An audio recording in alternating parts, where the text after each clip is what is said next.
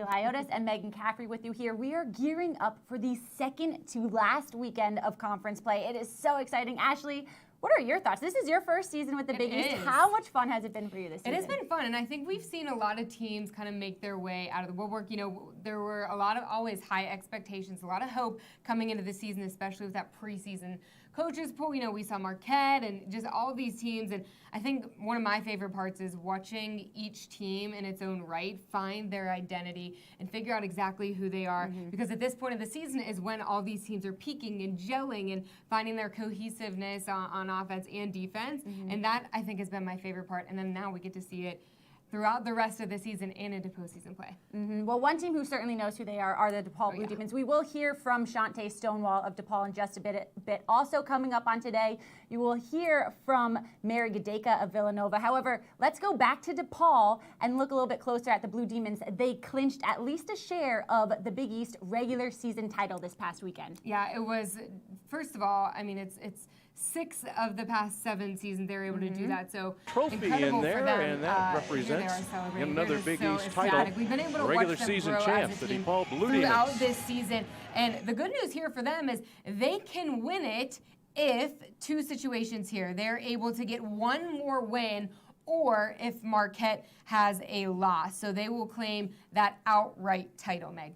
And it just speaks to the dominance and the consistency of this Depaul Blue Demons team, as we were able to see it right there. Shantae Stonewall, along with Kelly Campbell, the lone 2 seniors on this year's Depaul squad. So it's just so exciting for them, their senior season. Not only were they able to clinch at least a share of the regular season title, they were able to do it on their home court. So for those 2 seniors especially, their last home game of their senior season is a really special moment for them. Yeah, and I was talking a little bit about the cohesiveness of each team. This team in particular has had 3 different lineups throughout the season. That's 27 games. 3 different lineups. That just speaks to their cohesiveness and how much they are able to gel, not only on the court as that starting 5, but off the court as well. Yeah, and the more time that as a starting 5 you can have together, it just makes you all the more powerful, and it just gets that consistency, like you said. As we turn to headline number 2, well, as DePaul has at least the number 1 spot in the regular season right now, it's all up for grabs with who is going to win what, as we're winding down the rest of conference play. As we take a look at the standings here right now, the big thing here is a game and a half separate teams 3 through 7. Yeah, which is crazy because, I mean, this is kind of a big deal too, because the lowest seed right now to ever get into the tournament, or to ever win the tournament, the Big East tournament rather, was a number 5 seed, and that was before the reconfiguration. That was all the way back in 2004, and then 1985, Boston College in 04, Syracuse in 85. So those teams at the bottom, I mean, they will have a shot, but you know, the goal is to not play on day 1 in that first round, to kind of give the women a rest, give your body a rest. So lots of basketball yet to be played. A lot of things could shake out. Oh, yeah. So DePaul, if they get 1 more win, they will have the number 1 seed in the tournament. And then what you're looking at the bottom of the conference for Providence, Georgetown, and Xavier, those 3 teams are locked in already to playing on day 1. So now the fight is for who is going to get that 7 seed. And kind of when you're looking at Providence, Georgetown, and Xavier, what they're playing for now is that these 3 teams, they don't want to be that 10 seed, because how it shakes out when you're looking at how the tournament bracket goes, the 10 seed plays the 7 seed. And when you're that 10 seed, the 7 seed, it's a tough game. That 7 seed in the conference is most likely going to have a bid in the national postseason. So it's just, you know, everyone at this point in the season has something to play for. Right, and not to say that it can't happen, but like I said, no team under a 5th seed going into that tournament has ever run. But crazy things happen in the postseason. We see it year after year. And speaking of, before we get to that postseason, we got one final home game that is very special for head coach Harry Pratt at Villanova this weekend. It's his last home game. He's retiring after the season, 41 seasons. He was hired at age 22. Can you imagine? Imagine that. Look at young Harry right there. I can tell you, and I can probably speak for Meg as well, we were not coaching a basketball team at age 22. We were graduating from Penn State, I believe, on the job hunt. So a huge congratulations to him. There's going to be a lot of people, a lot of alumni there this weekend. It's going to be definitely a really special weekend for Coach Peretta and all of Villanova women's basketball alumni. That final home game is on Sunday against DePaul. And interestingly enough, in talking with head coach Harry Peretta earlier in the season, we addressed it. You're retiring after this season. And he said, you know what, at this point, it hasn't really hit me. He did say, however, coming towards the end of the season, it's going to start to hit him a little bit more. So with 4 regular season games left to play and these last 2 at home for Coach Peretta, we are thinking that it's starting to hit him that the end is near. Right. And I think, it's going to be a tough matchup, of course. Depaul, they will be able to play at home, so they'll have that going for them. A packed gym, I'm sure it will be. But I think the women on that team are going to say, hey, one more at home for Coach Peretta. And speaking of those student athletes, how about this? 99% of the women that passed through his team that stayed all 4 years got a degree. 99%. That's a very high. Sometimes in some sports, even if they do stay, if athletes stay all 4 years, they don't always get that degree or they decide to leave early, but just outstanding numbers for him. We're so happy for him. And it speaks to the culture that he has really built there at Villanova. However, speaking of Depaul, as Villanova faces them on Sunday, we were able to catch up with the Blue Demons earlier this week. Yeah, you spent some time via Skype with Shantae Stonewall, who has just been lights out this entire season. I was able to see her take on St. John's and then also take on Seton Hall when they had that New York swing, and she was just lights out. Again, lights out this weekend against Butler and Xavier, and she had a lot of good things to say about sharing that title, and fingers crossed for her that they win it outright. That's her hope for it, and a lot of other things, including some growth on her behalf this season. Take a look.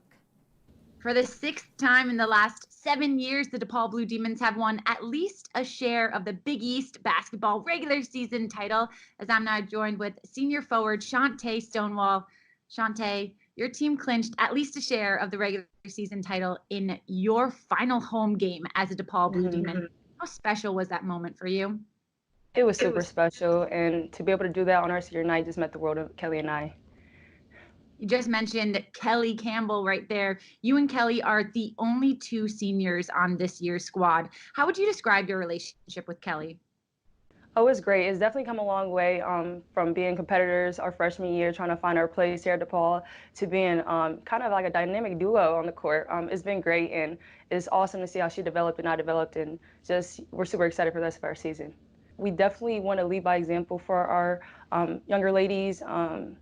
We're definitely verbal when it comes to making sure they understand what Depaul ball is all about, and I feel like we've done a good job by teaching them. In your 3 of your 4 years at Depaul, your team has won at least a share of the regular season title. How is this program, able to perform at such a high level so consistently? I feel like our coaches do a great job making sure that we compete in practice. Also, we are very educated about our tradition here at our program, and that we are walking in a legacy or setting legacies for players after us. So I feel like we do a good job of reminding each other of what Depaul ball is all about. Setting goals every year is another big key of ours, and just making sure that we're focused every game and making sure that we execute every game. Shantae, you mentioned it a few times now, so I have to ask you, Depaul ball. Big East women's basketball fans know what Depaul ball is, but what's your favorite part about Depaul ball? When I was being recruited, I always said the pace, not really truly understanding what that meant. It's a lot of up and down, very entertaining for outsiders to watch. It's definitely like an up and down kind of basketball style.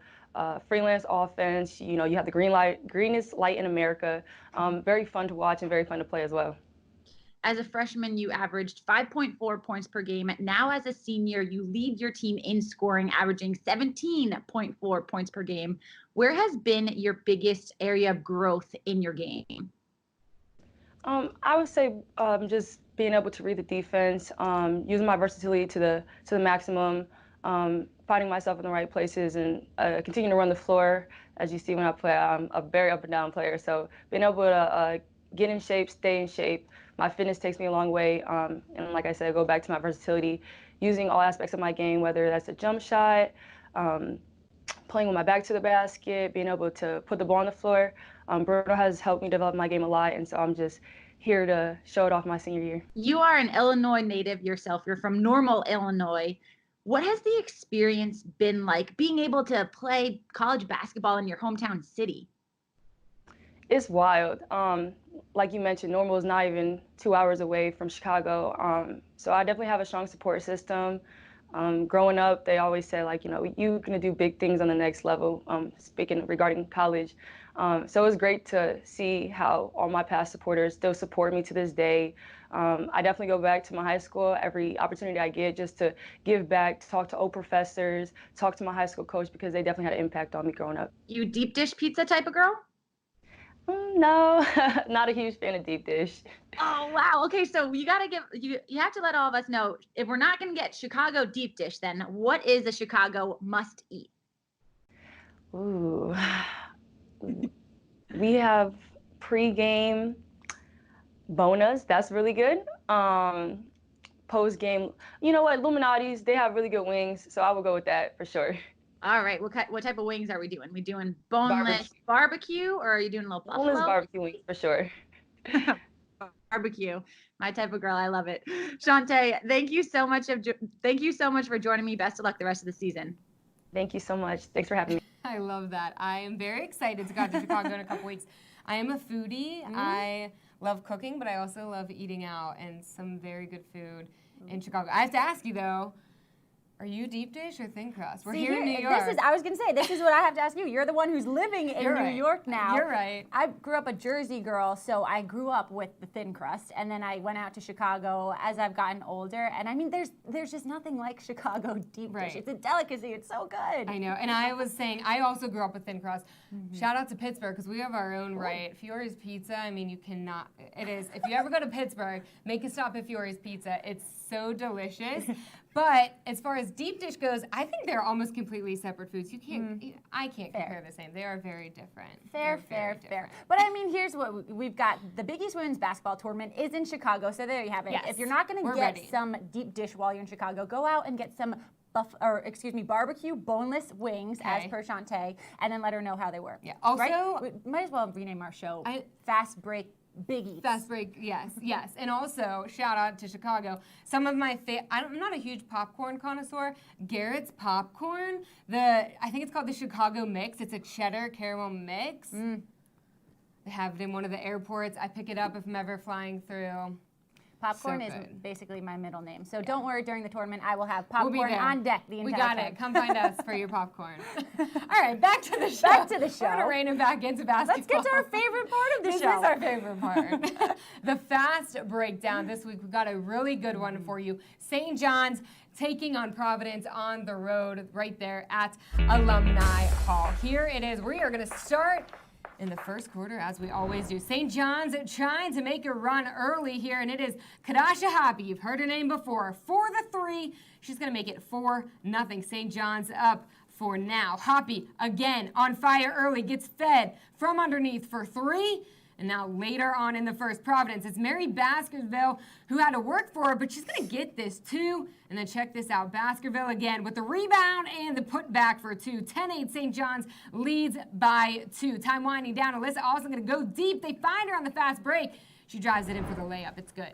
The Red Storm opens up the second quarter on a 10-0 run. Tiana England elbow jumper. It's good. And then the freshman Leilani Correa is going to get involved. She's got the steal, leads into a breakaway down the right side.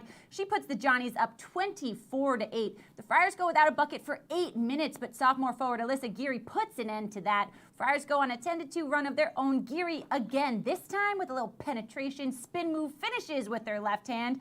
Chanel Williams looks for it, and she's going to go for it as well. Finds her own lane, tightens the gap to 8. Johnnies are up 26-18 at the break.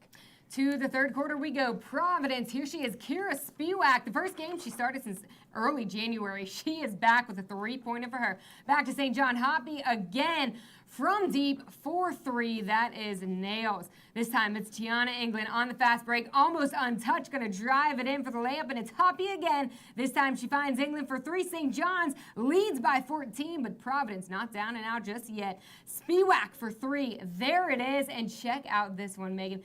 Chanel Williams, the fake, the fadeaway jumper. Oh yeah, check out that bench reaction. I love it. Friars are fighting their way back in the fourth quarter. Mary Baskerville gets the backdoor bucket and and 1. She's going to tie the game up at 44. Hoppy finishes the day with 5 threes. Ashley, here's her 5th. She's wide open. Johnny's back up by 5. We see 4 ties alone in this quarter. Baskerville kicks it out to Geary, ties it at 49 with just over a minute and a half left to play. 4.6 seconds left now. Erlette Scott, ref says the basket is good, and same with the free throw. Providence goes up 54-53. Johnny's with the chance to win it. They are not able to, and the Friars pull off the upset 54-53. How great is that Friar fight? We were talking about it in last week's episode. This is a young Friars team, and they showed that fight in that game. Yeah, we were talking earlier, too. Some of them battling some injuries this season. I'm actually going to be out there next weekend as they take on Villanova at home there. So I'm very excited to watch them in action, in real time and see what they got. I think they have a lot of potential moving in down the road. It's been a tough season for them a little bit, getting their second big conference win this weekend against St. John's. But lots of good things to come, I think, for them on the horizon. Yeah, and Ashley, with what you were talking about earlier in the show with Depaul, of how consistent they've been with the few number of starting lineups that they've had, this Friars team has been the complete opposite this year. They have worked themselves through a lot of different starting lineups because of injuries. They have a younger roster, so they've been figuring themselves out. So good for them that they've been able to fight through it and get another win in conference play. Yeah, and hoping for another win in conference play this weekend is Villanova, and head coach Harry Pareto with his last home game we were talking about there. Just so much surrounding him, so much love is going to be in that gym this weekend. Lots of alumni, including some mother-daughter matchups that Harry Pareto was able to coach, both of incredibly Mary Gadeka and her mom. I mean, I think we're going to hear from them in just a second, but Mary able to kind of channel her mom, how she played a little bit, but not too much, said Coach Pareto. Yep, Mary's mom, Lisa, then Angelotti, now Gadeka, was the 1988 Big East Player of the Year. So let's hear not only from Mary, but also her mom about just how important this Villanova journey has been. Everyone always assumed that I was going to come to Villanova, and obviously Villanova has always been a home to me because I grew up here basically coming to games and knowing Harry. I was comfortable coming in and being recruited here at a pretty young age. At the end of the day, obviously it was my decision and I knew I wanted to come here. When we saw her from her junior to her senior year is when we knew for sure. But her sophomore to junior year, she started doing stuff and we were like, whoa, this kid's a little better than we think she is. Not knocking my other kids, but I pretty much could tell by age 4 and 5, okay, not real athletic. Mary was always tough, coordinated, and she was taller than everybody else. And then I think high school. I think once we got into high school and she had to learn how to work hard, I thought, she could play at a level. I just never thought it would be here or at this level. For me personally, I actually ran Harry's offense in high school, so I had a little bit of an advantage coming in surprise.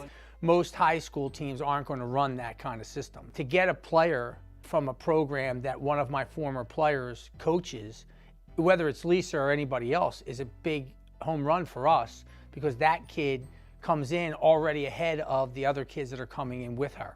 I think just understanding that Harry and the other coaches obviously foster such a relationship and an environment based on not only athletics but academics, and understanding that we are student athletes. They always have our backs no matter what the situation is, and they're always there for us both on and off the court. She's just a representation of what we're trying to teach here. We're trying to teach, first of all, be a student, and then second of all, be an athlete, and then when you're an athlete, try to play unselfish basketball in a system where you're going to be asked to do many things, so you have to evolve your game.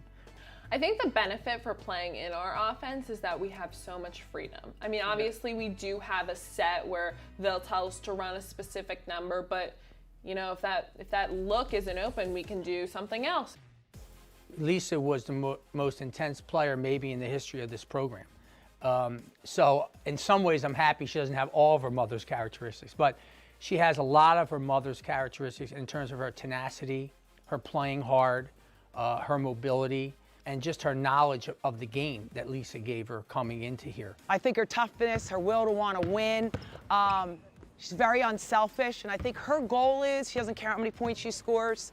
If she scores 30 and win, great. If she scores 2 and we win, great. That never changes, and I always was like that as a player also.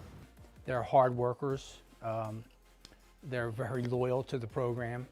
They're loyal to the school. They're natural recruiters for us. They are most indicative of the people that we try to get here.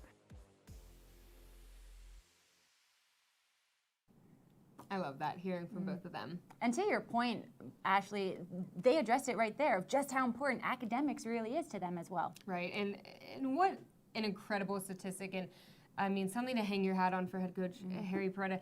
In 41 seasons, first of all, that's an insane amount of time, but to have 99% of women who stayed get their degrees, you just don't see those numbers in collegiate athletics all the time. It's just not a very common thing when you break down the numbers. Yeah, and one of my favorite things, a little bit of a side note here, is if you are ever at a Villanova women's basketball game, it is so much fun to watch Mary's mom, Lisa, cheer on her daughter. She is really just, she is vocal, she loves her daughter, she loves cheering on. She is really fun. So if you're at the Villanova games, either of the Villanova games this weekend, look for Mrs. Gadeka in the stands. We should put an all-access mic on her. Ooh, that would be fun. From the stands, yeah. Yeah, speaking of the games, this weekend we have a very hefty lineup. A lot of playoff implications and tournament implications. This Friday, we got Providence taking on Xavier. Early tip right there, 11:30. Depaul, Georgetown, 7 o'clock. All of these games going to be on the Big East Digital Network. And then Creighton Butler, 7 o'clock on Friday night as well. How about this one, Megan? If Creighton wins, they will be tied up in the standings. Like I said, lots of standings implications. And then Marquette taking on Villanova at 7 o'clock, also on the Big East Digital Network. Yep, and when you're looking at that Creighton-Butler matchup, you have to remember the last time these two teams played one another, Butler won in that game. However, Creighton was without senior Jalen Agnew in that game. That's when she was out with a concussion. So now you're going to see two of the top scorers in the Big East head off in that game. Also, we're looking at the Seton Hall-St. John's matchup.